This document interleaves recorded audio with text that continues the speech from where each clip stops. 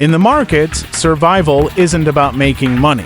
It's about keeping it. Every trader dreams of the big win, that single trade that defines a career, the one where conviction meets timing and the screen glows with profit. But what most never realize is that the real game begins long before the order is placed.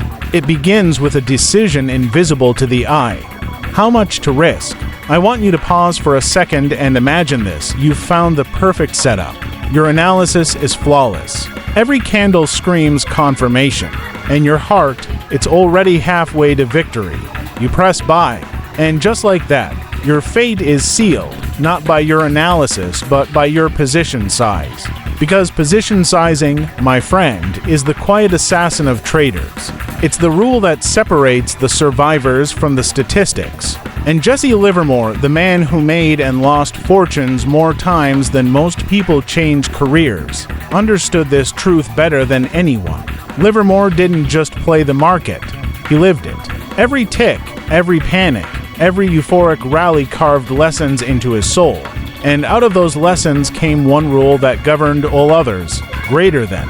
It's not the market that beats you. It's your own misjudgment of how much you can afford to risk. He knew that one wrong position could destroy months of right thinking. He knew that capital wasn't just money, it was mental ammunition. Without it, even the best strategy collapses. But here's the paradox, and where most traders fail. When confidence rises, discipline falls. The more certain you feel, the more reckless your sizing becomes. The mind whispers, "Go big this time, you've earned it." And that whisper is where destruction begins. In today's video, we're diving deep into Livermore's #1 rule for position sizing, the rule that kept him in the game when others were wiped out. We'll uncover how he thought about risk, how he controlled it even in the face of mania, and what modern traders can learn from his brutal yet brilliant approach. Because this isn't about charts or indicators. It's about psychology, discipline, and the invisible line between boldness and ruin. And as you listen, I want you to ask yourself, do I size my positions based on logic or on emotion? The market doesn't punish your analysis, it punishes your confidence. There's a strange paradox in trading, one that Jesse Livermore knew all too well. The better we become at reading the market, the more dangerous we become to ourselves. I remember when I first started trading. Every loss felt like failure. Every win felt like destiny. The more I learned, the more I believed knowledge would protect me. But the market doesn't reward intelligence, it rewards discipline. And the more confident you grow, the more fragile that discipline becomes. Livermore once said, after a man makes money in the stock market, he begins to think he knows something.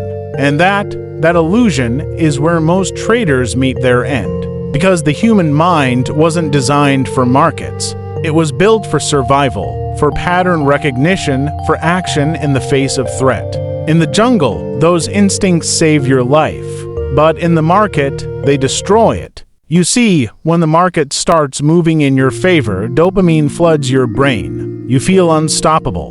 The numbers climb, your conviction swells, and suddenly, your next position doubles in size. You justify it by calling it confidence. But it isn't confidence. It's greed wearing the mask of skill. And when it turns against you, even slightly, your mind can't process the loss proportionally. Because it's not just money on the line anymore. It's your ego. You start averaging down, hoping for redemption. You tell yourself, just a bounce, just a small reversal. And by the time you realize it's gone too far, your position size has become a coffin you built for yourself. Livermore's genius wasn't that he avoided this trap. It was that he recognized it within himself.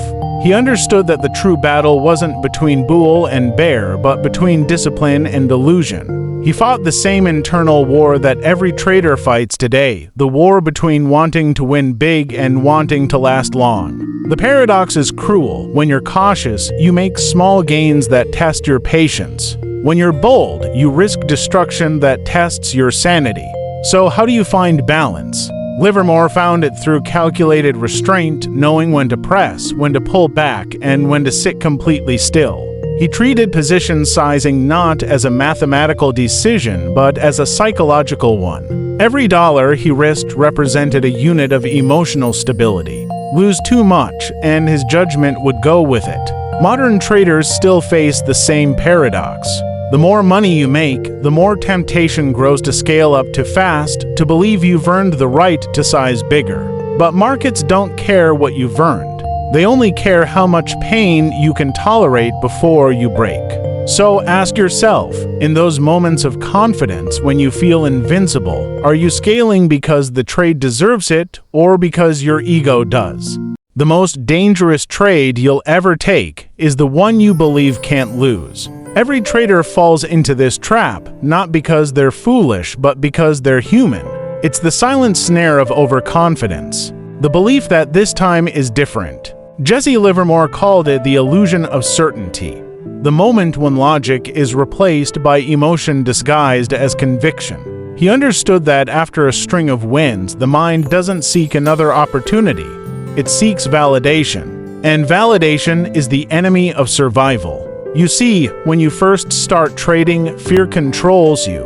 Every entry feels risky. Every dollar at stake feels like a mountain. But when you start winning, fear fades, and that's when the real danger begins. The psychological trap starts innocently. You make a few good trades. You feel in sync with the market.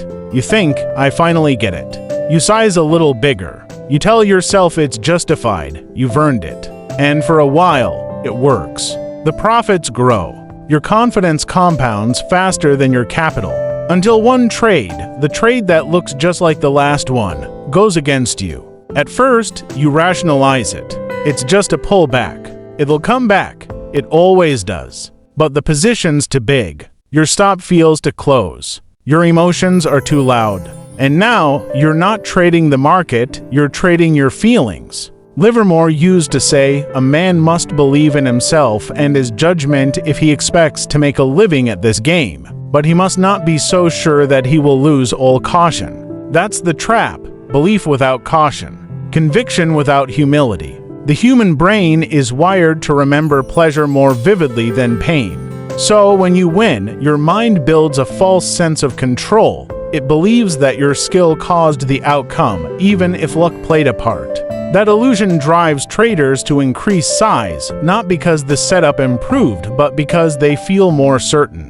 But the market doesn't care about your feelings. It punishes certainty because certainty blinds you to risk. Livermore knew that markets are built on probabilities, not promises. He used to walk the streets of Wall Street in silence after a big win, reminding himself that the same hand that feeds you today will take from you tomorrow if you grow careless. So, the real question isn't, how much can I make on this trade? It's, how much pain can I survive if I'm wrong? That's the core problem most traders never face. They measure opportunity, but they never measure exposure. Because in trading, it's not one loss that ruins you. It's the loss you weren't psychologically prepared to take. The one that's too big for your confidence to recover from. So before every trade, Livermore forced himself to ask, greater than, if this trade fails, will I still be able to think clearly? And that question, how simple, brutal, honest, became his shield against emotional collapse. I want you to think about that. If your next trade fails completely, will you still have enough mental capital to stay objective? Or will you spiral into revenge trading, doubt, and fear?